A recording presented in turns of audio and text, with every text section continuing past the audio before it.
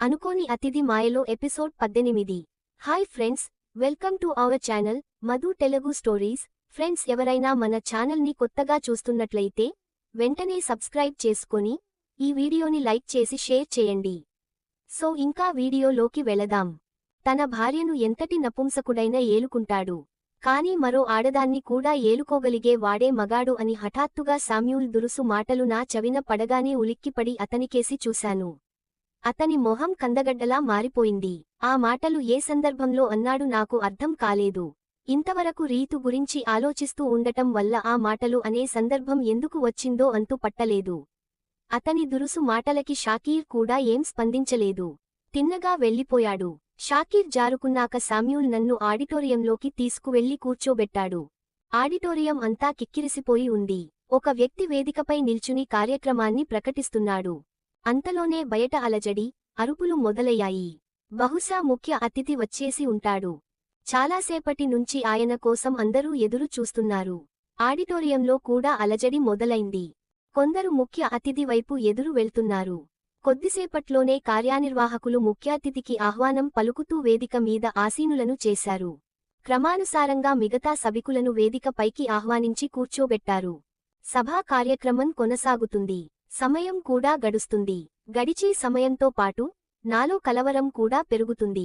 జరుగుతున్న కార్యక్రమాల తీరుతెన్నులు చూస్తుంటే అర్ధరాత్రి దాటిన సభ ముగిసేలా లేదు. నేను గాబరా పడిపోతూ శామ్యూల్ను వెతకసాగాను. వేదిక ఎదురుగా రెండవ వరుసలో అతను కూర్చొని ఉన్నాడు. అంతలోనే వేదిక మీదకు నన్ను ఆహ్వానించారు. ఆ కవి సమ్మేళనానికి నా ప్రమేయం లేకుండానే నా పేరు నమోదు చేయించి శామ్యూల్ నన్ను ఇరకాటంలో పెట్టాడు. నా మనోస్థితి ఎలా ఉంది, నేను ఎంతవరకు ప్రిపేర్ అయ్యానో తెలుసుకోకుండానే తన ప్రాబల్యాన్ని చాటుకోవడానికి ఆ కార్యక్రమానికి నన్ను ప్రపోజ్ చేశాడు. ఇక గత్యంతరం లేక నేను వేదిక మీదకు చేరుకున్నాను. యథాలాపంగా గుర్తొచ్చిన ఒక పాత కవితను వినిపించాను. కరితాల ధ్వనులు మారుమోగుతూనే సభ నిర్వాహకులు నా కవితను ప్రశంసించారు. అయినా నాలో ఎలాంటి ఆనందం, ఉత్సాహం కలగలేదు. మరొకప్పుడైతే ఆ స్పందనకి ఉబ్బితబ్బిబైపోయేదాన్ని. ఇప్పుడు నా అంతరంగం ఎండదెబ్బ తగిలిన ఎడారిలో తహతహలాడిపోతుంది. మెల్లిగా వేదిక నుంచి దిగి ముఖద్వారం వైపు నడిచాను. వెనకాలే శామ్యూల్ కూడా వచ్చాడు. అతను హడావిడిగా స్నేహితులకి పరిచయస్తులకి వీడ్కోలు చెబుతూ వస్తున్నాడు. అప్పటికల్లా నేను స్కూటర్ చేరుకున్నాను. అతను హడావిడిగా స్కూటర్ స్టార్ట్ చేయగానే వెనకాల కూర్చున్నాను. వేగంగా పోనిస్తున్నాడు. అప్పటికే ఆలస్యమైందన్న తొందర్లో ఉన్నాడు. నన్ను ఇంటి దగ్గర దింపి బయటి నుంచి వెళ్లడానికి స్కూటర్ మలిపాడు. పైకి రావా అని దీనంగా అడిగాను. ఇప్పటికే చాలా ఆలస్యమైంది. ఇంటి దగ్గర ఆమె ఎదురు చూస్తుంటుంది. డాక్టర్ దగ్గరకు తీసుకెళ్లాలి అని స్కూటర్ స్టార్ట్ చేసి అక్కడి నుంచి తుర్రమన్నాడు. నేను కూడా వేగంగా మెట్లు ఎక్కుతూ పైకి వెళ్లాను. తలుపు తట్టగానే మిస్సెస్ మిశ్రా గారు వచ్చి తలుపు తీసింది. పిల్లను ఈ స్థితిలో వదిలి మీరు వెళ్లాల్సింది కాదు. చాలా గాబరాగా ఉందా పిల్లకి అని ఆమె మందలింపుగా అంది. మీకు శ్రమ ఇచ్చాను, క్షమించండి. ఒక ముఖ్యమైన మీటింగ్కు వెళ్లాల్సి వచ్చింది. అది చాలా తప్పనిసరి వెళ్లాను అని అన్నాను. మీటింగ్కి వెళ్లాననేసరికి ఆమెకు మరింత కోపం వచ్చినట్టుంది. విసురుగా తల విదిలించేసి వెళ్లిపోయింది. నిజంగానే రీతుకి జ్వరం తీవ్రమైంది. చల్లటి నీటితో యూడికోలెన్ చుక్కలు కొన్ని వేసి రుమాలు ఆ నీటితో తడిపి ఆమె నుదురును తుడవసాగాను. అమ్మాయి మెల్లిగా కళ్ళు తెరిచి నాకేసి దీనంగా చూసింది. నేను వచ్చానన్న నిశ్చింతతో ఆమె ముఖం విచ్చుకుంది. మోను మంచం మీద ఓ మూలకి కాళ్లు చేతులు దగ్గరకు ముడుచుకొని పడుకుంది. ఆమె ముఖంపై అలసట, ఉద్రిక్తత ప్రస్ఫుటిస్తుంది. అన్నం కూడా తిన్నదో లేదో అని అనుకున్నాను. ఇక అప్పటికి శామ్యూల్ రాక 7 రోజులు అయింది. రీతు జబ్బు పడటం చూసి వెళ్ళినదే మళ్లీ రాలేదు. ఆ రోజు రాత్రి జ్వరం పెరిగిపోయి వాంతులు కూడా విపరీతంగా చేసుకుంది. మిశ్రాగారు డాక్టర్ని తీసుకొని వచ్చారు. డాక్టర్ ఆమెకు డిఫ్తీరియా సోకినట్లు అనుమానం వ్యక్తం చేశారు. తాత్కాలికంగా కొన్ని మందులు రాసిచ్చి టెస్టులు చేయించమని చెప్పారు. మర్నాడు టెస్టులు చేయించాక ఆయన అనుమానం నిజమని తేలింది. రీతుకు సోకింది డిప్తీరియానే. తగిన మందులు, ఇంజెక్షన్లతో సమయానికి వైద్యం అందడంతో తొందరగానే రీతు కోలుకుంది. ఆ వైద్య చికిత్సలో మిశ్రాగారి కుటుంబ సహాయం అందకపోయి ఉంటే నేను నిలువునా మునిగిపోయేదాన్ని. నా బిడ్డకు ఏమైనా అయ్యుంటే అన్న తలంపు రాగానే నా శరీరం నిలువునా వణికిపోయింది. అతని కోసం ఎదురుచూసి నా ఓపిక నశించింది. అతని ఇల్లు వెతుక్కుంటూ వెళ్లాలా అనిపించింది. వెళ్లడానికి మనసు అంగీకరించలేదు. కావాలని రానివారిని వెతుక్కుంటూ వెళ్లిన ఏం ప్రయోజనం? మళ్లీ నాకే అనిపించింది. బహుశా అతని ఆరోగ్యం బాగోలేక రాలేకపోయాడేమోనన్న అనుమానం కలిగి వెళ్లి చూద్దాం అనిపించింది. రిక్షాలో అతని నివాస ప్రాంతం చేరుకున్నాను. కొద్ది దూరంలోనే దిగి నడుస్తూ వెళ్లాను. నేను ఇల్లు చేరుకోక ముందే అతని దారిలో ఎదురుపడ్డాడు. బహుశా బజారుకు వెళ్తున్నట్టుగా ఉంది. నన్ను చూడగానే క్షణం పాటు బిత్తరపోయినా వెంటనే చేరుకుని అడిగాడు. నువ్వా ఇవేళప్పుడు ఇక్కడికి అని దగ్గరకు వస్తువు అడిగాడు. వెంటనే నేను నోరు జారకుండా మిన్నకుండిపోయాను. అతను ఎక్కడ అనారోగ్యానికి గురయ్యాడోననుకున్నాను. కాని బేషుగ్గా ఉన్నాడు. ఎందుకు ఇంతగా వర్రీ అవుతున్నావు డార్లింగ్? నేను నిన్ను వదులుతాననుకున్నావా అని దగ్గరగా వచ్చి చిన్నగా అనేసరికి నాకు ఒళ్ళు మండింది.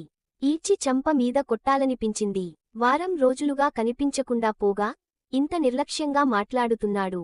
అనవసరంగా వచ్చాను అతని వెతుక్కుంటూ. దుఃఖంతో సిగ్గుతో నాలో నేనే కొమిలిపోయాను. బహుశా ఇలాంటి స్థితిలోనే సీత భూదేవి శరణజొచ్చి తన ఒడిలోకి చేర్చుకోమని వేడుకొని ఉంటుంది. కళ్ల ముందు జబ్బు పడి శుష్కించిపోయిన రీతు మొహం కదలాడింది. ఆమె కోసమే ఇంత రాత్రివేళ ఇంత నిస్సహాయ స్థితిలో అతని వెతుక్కుంటూ ఇంత దూరం వచ్చాను. ఈ నిర్ధాయుడైన మనిషి నిరాదరణకు గురయ్యాను. కొద్దిసేపు మౌనంగా ఉండిపోయాను. ఏం చేయాలో పాలుపోవడం లేదు. కాని ఏదో ఒకటి చేయాలి, ఏదో ఒక నిర్ణయం తీసుకోవాలి. రీతు కోసం అతని దయాదాక్షిణ్యాలను వేడుకోవడమో లేదా అతని మోహంధం నుంచి బయటపడటమో? ఇంత నిర్లక్ష్యపరుడుతో కలిసి ఉండటం వృధా. ఆ క్షణంలో నా ఆత్మ ఒక తల్లి ఆత్మ కాకుండా ఒక స్త్రీ ఆత్మగా మారింది. నాలో ఆత్మ అభిమానం పురివిప్పింది. ఎంతగానో నిందించాలనుకున్నాను. కాని స్వయంకృపరాధానికి ఎవరిని నిందించి ఏం ప్రయోజనం? పరపురుషుడి వ్యామోహంలో ప్రతిచోట ఇలాంటి పర్యవసానమే జరుగుతుందని తెలిసికూడా పిచ్చిగా అతని వెనకాల పడి వచ్చేశాను. మౌనంగా నా కూతుళ్ల దగ్గరికి తిరిగి వచ్చేశాను. వాళ్లు నాకన్న కూతుర్లు.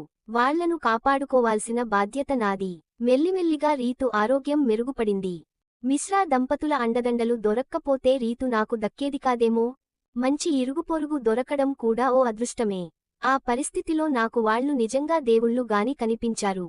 15 రోజుల తర్వాత మెల్లిగా వచ్చాడు అతను. ఆ 15 రోజులు ఎలా గడిచాయో నా అంతరాత్మకే తెలుసు.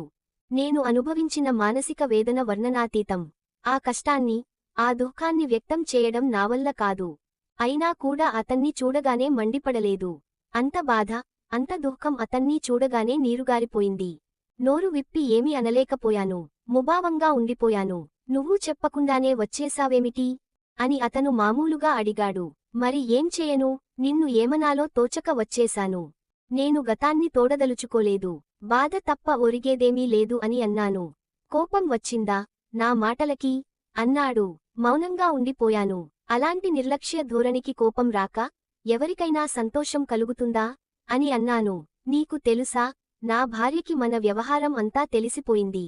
ఇంట్లో ఒకటే గొడవ. అందుకే రాలేకపోయాను అన్నాడు. అంటే ఇంతకుముందు ఎప్పుడు ఇలా గొడవ జరుగుతుందని తనకి తెలియదా? ఏ భార్య అయినా తన భర్త పరిస్థితితో సంబంధం పెట్టుకుంటే ఊరుకోదని తెలియదా? 2 ఏళ్ల క్రితం నాకోసం ఆమెనే వదిలేస్తానన్నాడు. ఇప్పుడేమో ఆమె గొడవకి తలొగ్గి నాకు దూరంగా మసులుకుంటున్నాడు. ఎలాగూ నేను నా భర్త నిరాదరణకి గురయ్యాను. ఇప్పుడు తను కూడా నిర్లక్ష్యం చేస్తే నేనేం చేయగలనన్న ధీమా కాకపోతే మరేమిటి? నేను కేవలం అతని ప్రేమకి తలొగ్గి అతని మైకంలో ఇక్కడికి వచ్చాను. అతని ఆహాన్ని, నిర్లక్ష్యాన్ని భరించడానికి రాలేదు. మరి తర్వాత ఏం జరిగిందో తెలుసుకోవాలి అంటే నెక్స్ట్ ఎపిసోడ్ వినాల్సిందే. మీరేమైనా గెస్ చేస్తే కామెంట్ బాక్స్లో కామెంట్ చేయండి. అలాగే ఈ వీడియో నచ్చితే లైక్ చేసి షేర్ చేసి సబ్స్క్రైబ్ చేసుకోండి.